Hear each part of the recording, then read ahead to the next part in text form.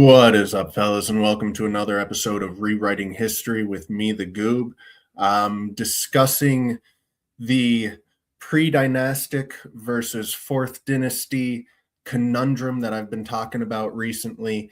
There is actually way more evidence to suggest that the pyramids are not fourth dynasty than there is to suggest that they are. One of the key things to understand about all of this, though, is that we are talking about things that are 4.5 to 5+ thousand years old here. And so the level of speculation is extremely high, not only on my part, but particularly from the mainstream narrative themselves. So I asked Grok a question that I think I'm just going to read out the answer it spat out to give you an idea of just how flimsy these narratives from mainstream Egyptology truly are and how circular their reasoning is. Someone comes up with an idea, a narrative gets established, and then all the evidence gets funneled into that narrative, even when it directly contradicts it. So let's check out, let me read through this Grok response just to give you an idea of how incredibly flimsy this information actually is. So Narmer, who was the boundary between pre-dynastic Egypt and dynastic Egypt, he's credited with uniting all of Egypt through war. And from my knowledge, pretty much the only evidence to support this is the Narmer palette, which is a makeup palette, and the mace head that is found in the same location as the Narmer palette. And then this narrative of Narmer uniting Egypt through war is born. So the Narmer palette found in Hierakonpolis main deposit, 3100 BCE, is the most famous piece. It shows Narmer wearing the white crown of Upper Egypt on one side, the red crown of Lower Egypt on the other, smiting a northern enemy with symbolic imagery of unification, intertwined serps, whatever that is, bull goring a foe. I'm not sure how a bull goring a foe is an image of unification, but okay. The Narmer mace head, which was in the same deposit, depicts a procession, possible captives, and ritual scenes that some interpret as conquest completion. Right? So that is the main evidence for this whole narrative, which is very, very solidly established within Egyptology. However, there is additional evidence, though it remains indirect, symbolic, and debated. Inscribed artifacts with Narmer's Serek, palace facade name, red ware wine jars, and fragments from Tarkan Tomb 414 and other sites bear Narmer's name protected by a falcon. Similar inscribed jars appear in the southern Levant, the earliest clear sign of Egyptian influence/trade extending northward, consistent with a unified state projecting power. So because a few things that have Narmer's trademark on it are found in the north, this is again slotted into that narrative that Narmer unified all of Egypt. Year labels and ivory tags from Abydos. Some labels, possibly from Narmer's or immediate successors' reigns, show smiting scenes or northern symbols interpreted as recording military or ritual acts of dominance. Again, this is all interpretation. It's all speculation. It's not even agreed upon. It's all very, very flimsy evidence. Seals and pottery distribution. Narmer named seals and pottery appear across Upper and Lower Egypt sites, plus trade goods in the Delta and beyond, suggesting centralized control rather than purely local rule. Contextual finds. The palette, macehead, and scorpion macehead were all in the same Hierakonpolis deposit, a major Upper Egyptian power center alongside other elite objects. This implies Narmer or his immediate circle was active at a key site during the final stages of unification. Now, to be clear, I'm not even saying that this narrative is wrong. I think this narrative is probably the best guess we have with the extremely limited amount of information we have. I'm simply emphasizing how flimsy this information is, how open to interpretation it is, and how once a narrative is established, everything that's found gets slotted into that narrative. And it really is just pure speculation. We're working with things that are 5,000 plus years old here, right? Important caveats: many scholars now view unification as a gradual process spanning multiple rulers, Scorpion King, Irie Hor, Ka, and Narmer, rather than a single battle. The palette may be ritual propaganda or a reenactment, not literal history. There are no mass graves, battlefield weapon caches, or contemporary written records confirming a decisive war. Only symbolic art and the spread of elite material culture. Again, extremely flimsy evidence. But if you talk to Egyptology, like this is the narrative. This is an absolute fact, right? Djoser's father, I'll refer to him as Djoser's father because that's a difficult name. And if you remember me talking about Djoser, I accused Djoser of being the great eraser, right? Djoser's father unified Egypt once again a few hundred years after Narmer through war. But the evidence for Djoser's father doing that is similarly flimsy to Narmer. And the speculation that I came up with, because again, this is all speculation on very, very limited evidence, was that Djoser, after his father unified Egypt through war, Djoser then used propaganda and religion and the erasure of the past to establish himself as the God King. Djoser is responsible, as best we can tell, for establishing this idea of God Kings in Egypt that, are so well known from the fourth dynasty, from Khufu and so on. So Djoser's father is widely accepted as Djoser's father in the last king of the second dynasty, based on seals in Djoser's father's Abydos tomb, naming Nimetap, the king's mother of the king's children, as Djoser's mother. Seals at Beit Caliph Mastaba K1, dated to Djoser, linking the two. Djoser's father is credited with reunifying Egypt after Second Dynasty internal strife, possibly a Horus versus Seth factional split, symbolized by Perebzin Seth's topped Serach. The war narrative rests on name change and iconography, early reign as Djoser's father. So he was the power appears, and then later he became the two powers appear, with both Horus and Seth on the Serach. Plus the epithet, the two lords are at peace in him. This is interpreted as propaganda for reconciliation after conflict. There is a single inscription on a stone vase that says, fighting the northern enemy within Nakab, which is an upper Egyptian site, a northern Egyptian site. This is the main textual hint of military action against northern forces.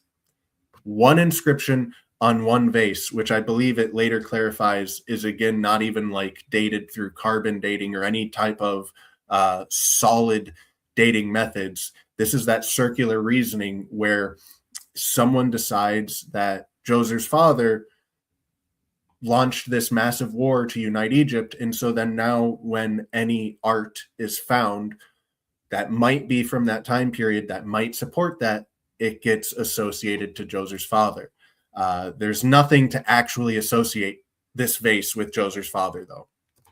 Building projects and prosperity, and that's it. That one vase with one inscription. Building projects and prosperity, large-scale construction, and the sudden return of stability are taken as signs he ended a civil war. How much is direct versus circular? Very little is directly tied to his exact time period via absolute methods like carbon-14. The key basic inscription and Serach changes come from artifacts found in stratigraphic contexts dated by association with Djoser's father's reign. So they look at one piece of pottery and they go, this, looks similar to this other piece of pottery. They must be the same time period. And then again, that circular reasoning coming in, they're going, well, he launched a war. This pottery talks about a war, so this must be his. It's all very, very circular reasoning, very, very flimsy. This whole narrative is essentially built on nothing. Rain dates themselves, so the dates of the rain itself rely on relative seriation, pottery styles, seal sequences pioneered by Petrie, king lists, Turin Canon Metheno, compiled centuries later, and synchronisms. No published carbon-14 dates exist specifically on the vase, battle-related bones, or Djoser's father's tomb organics that independently confirm the war events. The 1984-1995 radiocarbon projects focused more on 3rd to 5th dynasty pyramids and showed consistent offsets. I'll be talking about that a little bit later. Often centuries older or younger, but early 2nd dynasty samples are sparse and were calibrated to fit the established historical timeline. That's something you find consistently. They decide the timeline, and then when they do tests like OSL, luminescence dating, or carbon-14, or various other more scientific methods of dating, and they get results that don't agree with the timeline that they've already established and created, they just calibrate them to fit the established historical timeline. It's actually completely ridiculous.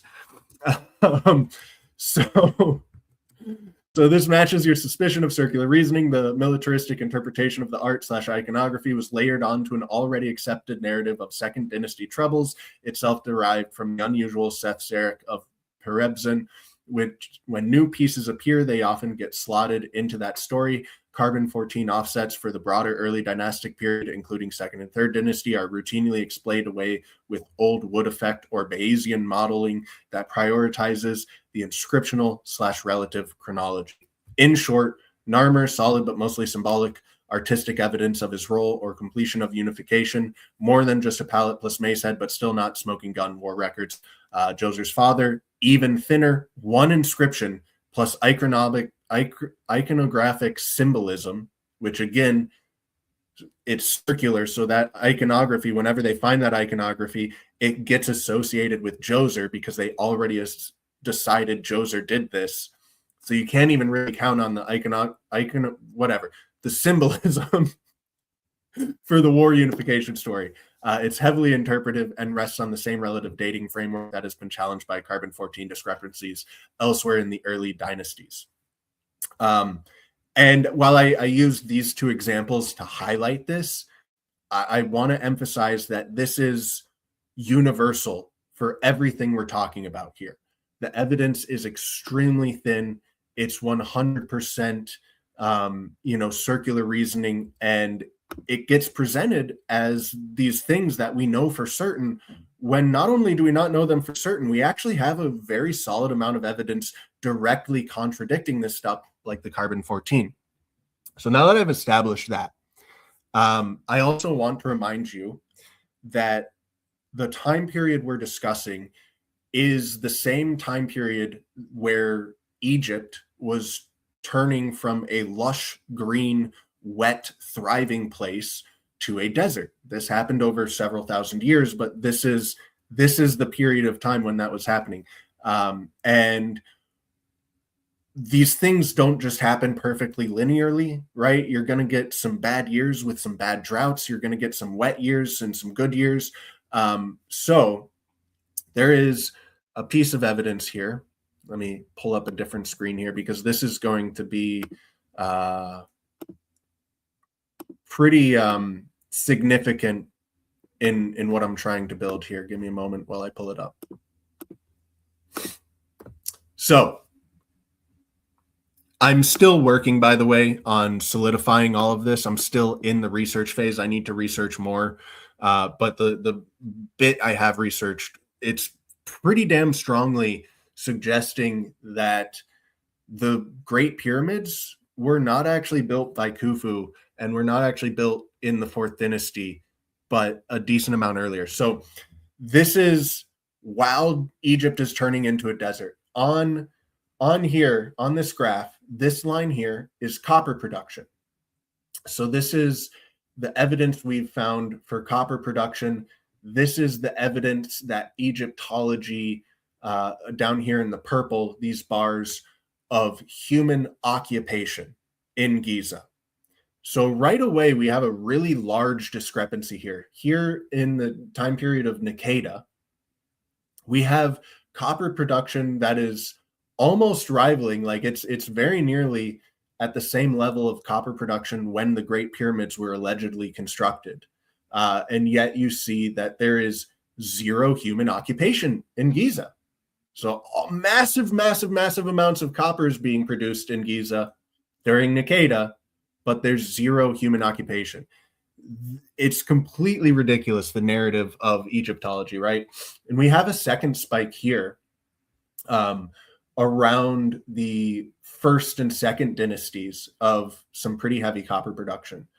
Um, so between environmental challenges and wars, which one often leads to another, right? When your resources are dwindling, when times are getting harder, wars break out.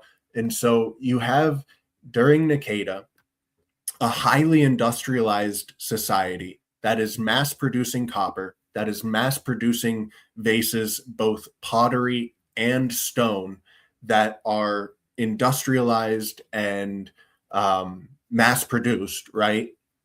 And that's happening here in the Nikeda time period. Okay. And then there's a massive, massive fall off. I mean, this is the lowest point. Even during the Stone Age, there's more evidence of copper production than right here at this time period. Right. So something pretty big happened.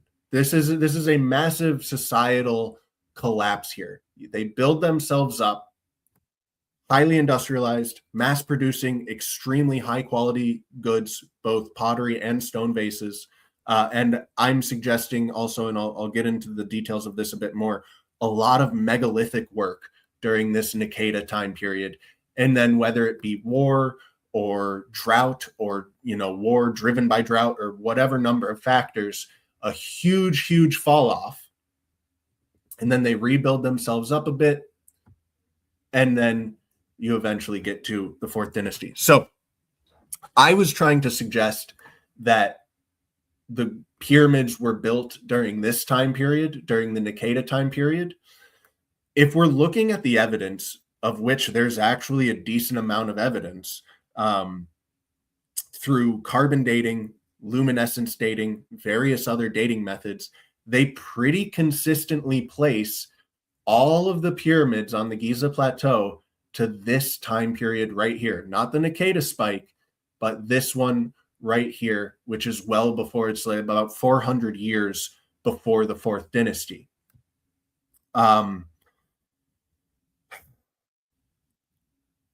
Totally just lost my train of thought. What the fuck was I about to say? Wow, my mind just went totally blank. That's odd. So there are multiple different dating methods. Right. All of the pyramids except for one. There is one pyramid that actually dates to the timeline that Egyptology assigns to it. And interestingly enough, that is Djoser's pyramid. So, building upon this narrative of Djoser being the great eraser, Djoser taking credit for many of the pre-dynastic or very, very early dynastic megalithic structures and erasing evidence of the past grandeur, right? Those two previous spikes before Djoser on the chart. His pyramid actually dates to when Djoser was ruling. So the carbon dating, the optical sonoluminescence dating, or whatever the hell it's called, but the light dating on the rocks date Djoser's pyramid to Djoser's time period. I was unable to find any actual evidence of the tunnels underneath Djoser's pyramid being measured for alignment, right? But I'm sure you're all well aware that the Great Pyramid is one of the most precisely aligned structures in the world, even to this day. It is aligned extremely precisely to the cardinal directions. Djoser's pyramid is significantly, it's not like complete crap, but it's significantly less perfectly aligned than the Great Pyramid. And I have a suspicion that the tunnels beneath Djoser's pyramid are actually more perfectly aligned to the cardinal directions than the pyramid that was built on top of them. I don't have actual evidence of this. It doesn't seem like those measurements have been taken, or if they have been taken, they haven't been published. I did find some references claiming that the tunnels were perfectly parallel to each other. So it's a whole network down there, right? It's not like it's one tunnel. So you have parallel running tunnels, and there's references claiming that they're perfectly parallel. Again, I don't have actual measurements. I don't know if those measurements have ever actually been taken, but I do believe that those tunnels predate Djoser's pyramid, and Djoser built his pyramid on top of those tunnels. If you've been keeping up with the archaeology news, I'm sure you've heard the second Sphinx that went viral over the last few weeks, right? And while it doesn't seem like there is a second Sphinx where they were claiming, there are a ton of these shafts and tunnels there. And in fact, all over the Giza Plateau, it is littered with these massive shafts and tunnels. Those shafts and tunnels are again associated with the Fourth Dynasty through the Egyptology narrative. And most of those tunnels and shafts have not been properly excavated, have not been properly tested, which makes sense. It's a lot of work to get all that sand out of there and keep track of that sand, test it properly. On top of that, tourism is a major driving force for archaeology. And like tourists aren't going to be belaying themselves 300 feet underground into a pit. They're going to be looking at the things that are on the surface. So it's massively understudied. It's massively underreported, but the Giza Plateau is full of these tunnels, full of these shafts.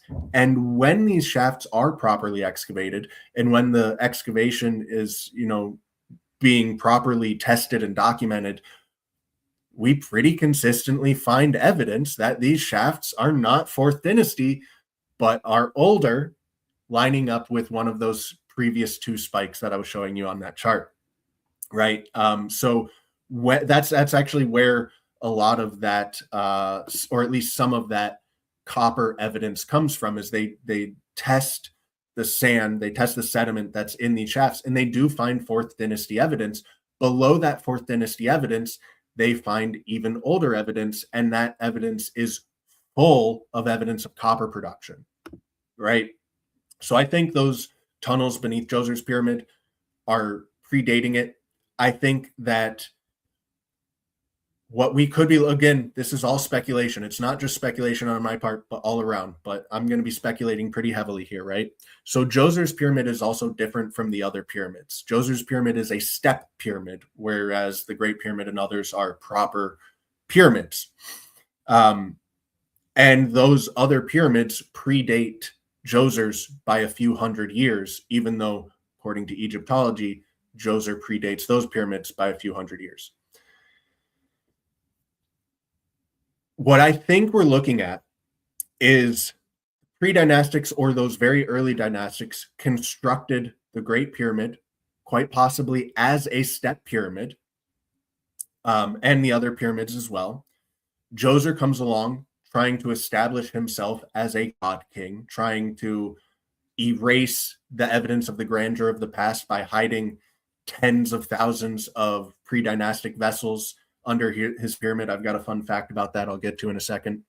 And one of the reasons we find zero written documentation of construction of the Great Pyramids might be because Djoser destroyed it all, right? If he's trying to erase this evidence and rewrite history, you have to get rid of the evidence first. So there's not a single document, any writing anywhere actually demonstrating that the pyramids were constructed in the Fourth Dynasty.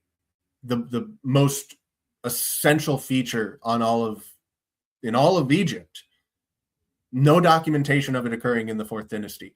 So perhaps Djoser erased that, right? And he built his step pyramid over top of those tunnels, where he buried further evidence, such as the tens of thousands of vessels, which, by the way, of those tens of thousands of vessels that had names of previous kings that came before him, how many of those vases and vessels do you think had Djoser's name on them? I'm going to give you a second to answer in the comments. How many of the tens of thousands of vessels that Djoser buried beneath his pyramid had Djoser's name on them? That many. Exactly one. Exactly one. So yeah, he couldn't create these vessels. He couldn't create these vases. He was hiding evidence by burying it in those shafts that already existed, that he built his pyramid on top of. And at the time of building his pyramid, it might have been the largest, right? Because obviously the Great Pyramid and the other pyramids are bigger than Djoser's now, because Khufu renovated them. Khufu built atop them. There's lot of evidence that I'm not going to get into here, but there's a lot of evidence that the Great Pyramid and those other pyramids, the other three main pyramids there, were built in multiple stages, that it was not just a 20-year building pyramid period for the pyramid from Khufu, which is completely ridiculous. Does anyone actually believe that Khufu managed to build the Great Pyramid from scratch in less than 20 years? 18 to 20 years is the Egyptology timeline. Totally unrealistic. But what is realistic is that there was a step pyramid already constructed, and Khufu renovated it. And then his, not predecessors, but the people that came after him continued renovating the other pyramids. All of those pyramids, by the way, are allegedly done within like a 65-year time period. Pyramid. My words are getting mixed up. Completely unrealistic to build the three Great Pyramids in a 65-year time period, right? But renovating them, turning a step pyramid into the pyramids we see today, I think that is realistic. And I think that's what we're looking at. So you have Djoser, who rewrote the religions, establishing himself as the god king at the head of the religions. You have him hiding the evidence of the vases beneath his pyramid. You have him covering up these shafts with his pyramid. You have him building a pyramid that is distinctly different from the other great pyramids and is a step pyramid. And his is the only one that actually has scientific testing that dates his pyramid to his time period. Whereas all of the other pyramids are 400 years previous, lining up precisely with this spike right here. I don't know if this is convincing you guys. I'm still actively working on this. I'm still trying to organize all of my thoughts. I'm still trying to dive deeper into this research. So this is not my final presentation. I do want to get a final presentation out on this that's like highly polished. This is not it. This is me kind of speculating, going over all my speculation with you guys. And there's a lot of evidence that I haven't covered here because my thoughts aren't fully organized yet. But everything I am seeing is placing. Let me take a different approach here for just a second. So down here we have a natural curve, right? We have a natural curve that the human occupation in Giza is following, with one outlier right here. It's double, what's next to it, right? So all of these structures that are associated with the Fourth Dynasty, which actually there were like 249 different tests done on Fourth Dynasty structures through carbon dating, OSL, and various dating methods. Almost all of the results, or at least the majority of those results, place those Fourth Dynasty structures closer to this time period right here than this one. So I think that you could basically cut this off right here to make it fit the natural curve and place all of this human activity that's ascribed to the Fourth Dynasty and put it right here where there is, and also right here in the Naqada time period where there's zero. So we have the peak of copper production, very nearly the peak of copper production in Naqada time period, with literally zero evidence of human occupation in the Giza Plateau. Pretty massive discrepancy here. I think a lot of the structures that are associated with the Fourth Dynasty are earlier. The scientific evidence suggests that they're earlier. I don't know, guys. What do you think? Do you think I'm on the right track here? Do you think that Djoser erased evidence of these previous advanced civilizations, whatever you want to call them, more advanced than they're given credit for, right? And then Khufu and his cohorts came in and, did some renovation and were given credit for all of these things that they didn't actually build. One other point, and I think I've made this previously, but again, we're dealing with like 5,000 years ago, and we're dealing with the Giza Plateau, which has been heavily occupied for all 5,000 of those years, has been heavily built upon for all 5,000 of those years. So any evidence or any structures that were built by the very, very early dynastics or the pre-dynastics would be destroyed through wars, destroyed through natural causes, would be reclaimed by later dynasties, like I'm suggesting Khufu did, would just be reused, like right, like the Great Pyramids in relatively modern times, were stripped of their casing stones to build mosques. There have been 5,000 years of that occurring here. So we have evidence of them being massively megalithic constructors with all of the shafts and tunnels on the Giza Plateau. The only things that evidence that would be left would be what's beneath the surface, right? And we have that evidence in all of those shafts and tunnels. We have evidence of the pyramids themselves dating to those time periods. And we have, God, my brain's kind of glitching out today. My brain is straight up glitching. That's the second time I've just fully gone blank. Look, I'm going to have to revisit this topic again. I want to put out a very highly polished presentation on this. This is not it, but I did want to give an update. I do want to let you know that, like, overwhelmingly, the evidence I'm finding, the research I'm doing, it is all pointing me in one direction, which is that the Fourth Dynasty took credit for construction that was done 400 plus years before them. Not 12,000 years old, but 400 plus years before them. And we do, I was talking about megalithic evidence. So the mastaba that I talked about with the palace facade, that giant natural stone wall, the massive natural stone wall going across the Giza Plateau, which predates the Fourth Dynasty, they were undoubtedly doing megalithic work. I want to, so while there is a lot of speculation involved, there are a few things that can be said with very high confidence levels. That is that Naqada, pre-dynastic Naqada, was producing massive amounts of copper. They were producing iron, and I believe they were producing more than simple iron beads, right? We have direct evidence of them producing iron beads. I believe they were producing more iron than that, but we know for a fact they were producing massive amounts of copper.